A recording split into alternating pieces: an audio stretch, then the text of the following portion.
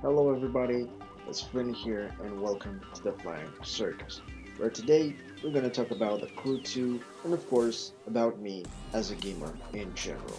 And as always, we're going to see what's up with that. So, the reason for the existence of the video is a pretty interesting one because recently the Crew 2 went free to play on Uplay for an entire weekend. So, I got my hands on the game, I got to play it, I got to record some videos, and I got myself some content for the channel. And regarding that content that I just recorded, it will be out on this channel piece by piece between other releases, so if you want to see it, just stay tuned and catch up with it. I know that normally this is not the best way to upload footage of a game, but honestly, I didn't went into this game with the intention of making it into a full series since I had limited time with it, but this is the way that things are going to go. But leaving that aside, what I actually want to talk about in this video is about the free access to some full AAA game titles, about the game itself, and some short impressions about my status as a gamer, mostly regarding the crew. Now, the first point of the video refers to the free state of the game. And it is known that recently a lot of companies in the gaming industry came under fire with a lot of scandals on so many different topics. And talking personally, I am against the practices of these big companies mainly for the mentality of getting all the money for themselves without having any regard for the workforce that basically live and breathe these games that they are creating. And the problem is much more detailed than this, and it could be, well, a subject for another time. But for this video in particular, I have to give a little bit of credit where credit is due because I have seen this practice made by Ubisoft in the past of making a game available for free to the gamers, and I must admit that is one thing that deserves some applause, even if we're talking about here about Ubisoft, a company that does not have a very good reputation and has a track record of, well, releasing very buggy games. But beyond all that, this free-for-all idea is one that brings joy to many gamers out there, especially for me, because I got to build a dedicated channel for such things, but at this point in time, this is in its inception phase and not generating much traffic and basically zero revenue, so the status of it is that of a passion project. And in the idea of itself, this kind of project is one that requires money. That is, well, true. But just as I mentioned a couple of times here before on this channel, that is not particularly easy. Simply because not everyone lives in a place with a very well balanced economy.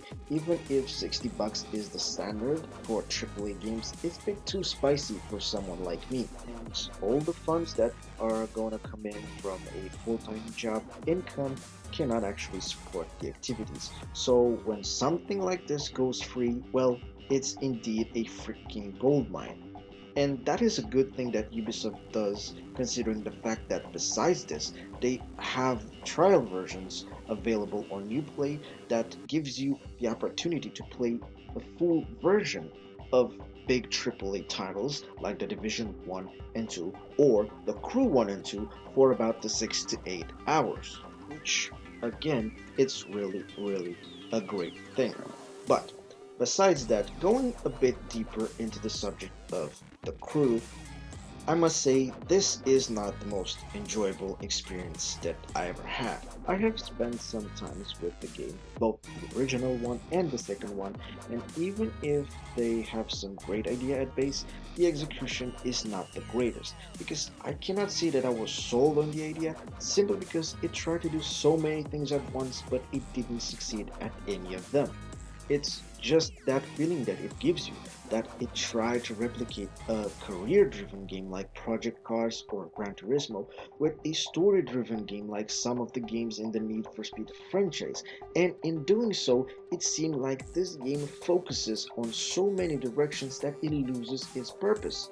Not only that, but also the identity of the game itself, and actually leaves you with a bit of an empty feeling. But regardless, there are some great things that I have enjoyed in this game, like probably the most interesting one of them being the Demolition Derby. Part of that fact is the simple thing that this game actually embodies so many different racing disciplines and has a huge playing environment. But also, somehow, some way, I just hate the controls. And this right here is the part where I talk about myself. Now, it's quite obvious, I think, that I'm a huge fan of video games, but for some reason, somehow, I kinda lost that fire for a bit. Not having the means to keep up with all the games that are coming out surely contributed. And this way, I did have a big break where I did not make the jump into probably any game. So yeah, it is pretty obvious that somehow I became a little bit rusty, or really, really rusty. So I'm trying to get back on track, I'm trying to accommodate myself, but I must admit that I really had some troubles with the crew. Now, I know that most racing games are not keyboard friendly and are designed to be controlled by a driving wheel, but still, my opinion on this matter is that you need to make the game functionable and bearable for everyone at least. Now, the problems that I have with a game is that I used a controller to play it, which was supposed to be kind of better than using a keyboard. But unfortunately, there were times in the game that was absolutely no difference between using a controller and using a keyboard. And that, in my opinion, is quite a bad point. And regarding this problem, another bad point is that at certain times in the game, the keyboard was actually more useful than the controller.